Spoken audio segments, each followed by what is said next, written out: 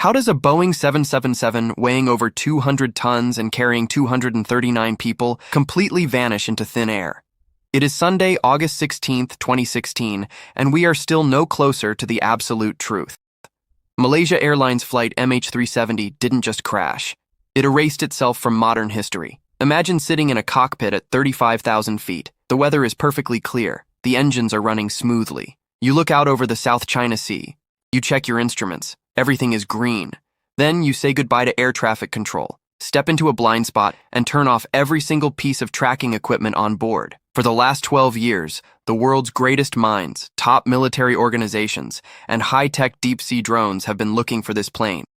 Millions of dollars have been spent, yet the main fuselage remains completely hidden. Today, we are diving deep into the terrifying timeline, the classified military data, and the chilling final moments of the ghost flight. The timeline of normalcy. Let's reconstruct the exact timeline of March 8, 2014. The destination is Beijing Capital International Airport. It is a routine red-eye flight.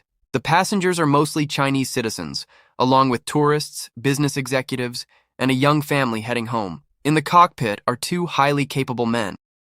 Captain Zahari Ahmad Shah, a veteran pilot with over 18,000 flying hours. His co-pilot is Farig Abdul Hamid, a 27-year-old rising star finishing his final training flight. At 12:41 a.m., the massive jet rolls down the runway at Kuala Lumpur International Airport. It climbs smoothly into the night sky. For the first 40 minutes, the flight is completely textbook. The crew interacts with air traffic controllers multiple times. Their voices sound calm, collected, and entirely relaxed. At 1:01 a.m., the plane reaches its cruising altitude of 35,000 feet. Everything points to a safe, quiet journey across the ocean. The fatal blind spot. Then comes the most critical moment of the entire mystery. 1:19 a.m. The plane is approaching the edge of Malaysian airspace. It is about to be handed over to Vietnamese air traffic control in Ho Chi Minh City. This transition zone is a technical blind spot. The Malaysian controllers tell the cockpit to switch frequencies. Captain Zahari clicks his microphone button. He delivers his final famous words. "Good night, Malaysian 370. He never checks in with Vietnam. Exactly 2 minutes later, at 1:21 a.m., the plane's transponder is manually switched off. The transponder is the heartbeat of an aircraft. It sends out the plane's speed, altitude, and exact position to civilian radar screens. In a single second, the glowing green blip representing MH370 blinks out on civilian screens. The plane goes completely dark. Vietnamese air traffic control panics. They call Malaysia. They call surrounding aircraft. No one can reach them. MH370 has dropped off the grid. The ghost turn and military deception civilian radar thought the plane crashed right there into the South China Sea. Search and rescue teams were immediately deployed to that area, but they were looking in the wrong place. Why? Because civilian radar was blind, but military radar was not. Weeks later, the Malaysian military released classified data. Primary military radar, which bounces signals off raw metal objects, caught something terrifying. Right after the transponder went dark, MH370 didn't fall out of the sky. It made a sharp, aggressive, illegal left turn. It flew directly back over the Malaysian peninsula. The person flying the plane knew exactly what they were doing. They flew right along the borders of different airspaces to avoid triggering military jet scrambles. The plane skirted past Penang Island, the captain's hometown, and then headed out into the Andaman Sea. At 2:22 a.m., the plane flew beyond the reach of military radar. It was officially gone. The secret Inmarsat pings. With no radar data left, how do we know where the plane went? Enter Inmarsat. This is a British satellite communications company. Even though the transponder was off, a separate satellite data terminal on the plane was still powered on. Every hour, this terminal sent a hidden digital handshake, or a ping, to a satellite hovering over the Indian Ocean. Scientists analyzed these pings using a highly complex physics concept called the Doppler effect. They calculated the distance of the plane based on the tiny delays in the signal. They drew two massive arcs on the globe, a northern path heading towards Central Asia, and a southern path heading deep into the freezing, empty waters of the southern Indian Ocean. After analyzing the data for weeks, they confirmed the worst-case scenario. MH370 flew south. It flew in a straight line for over 6 hours into the most isolated ocean on Earth until it completely ran out of fuel. The dark theories. Who was flying the plane during those 6 hours?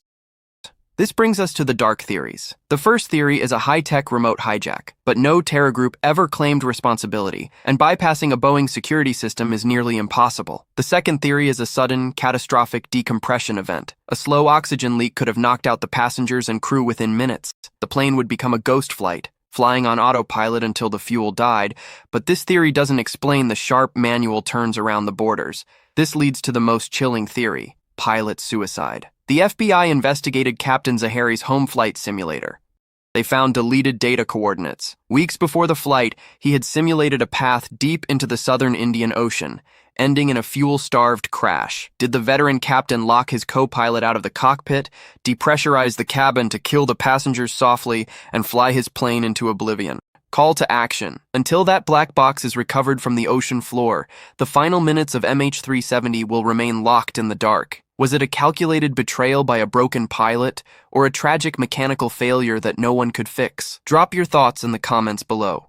Let me know what theory you believe. Don't forget to like this video, share it with your friends, and hit that subscribe button for our next deep dive mystery. Debris and the current search. For years, people called the satellite data a conspiracy, but then the ocean started speaking. In 2015, a piece of an airplane wing called a flaperon washed ashore on Reunion Island near Africa. Over the next few years, 30 separate pieces of debris were found along the coasts of Madagascar, South Africa, and Mauritius.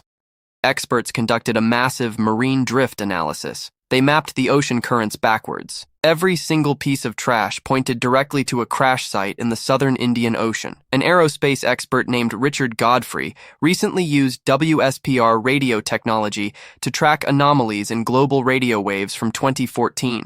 His data pinpoints a highly specific crash zone, nearly 4,000 meters deep, full of underwater trenches and volcanoes. Companies like Ocean Infinity are planning new drone searches to find the black box once and for all. Call to action. Until that black box is recovered from the ocean floor, the final minutes of MH370 will remain locked in the dark. Was it a calculated betrayal by a broken pilot, or a tragic mechanical failure that no one could fix? Drop your thoughts in the comments below. Let me know what theory you believe. Don't forget to like this video, share it with your friends, and hit that subscribe button for our next deep dive mystery.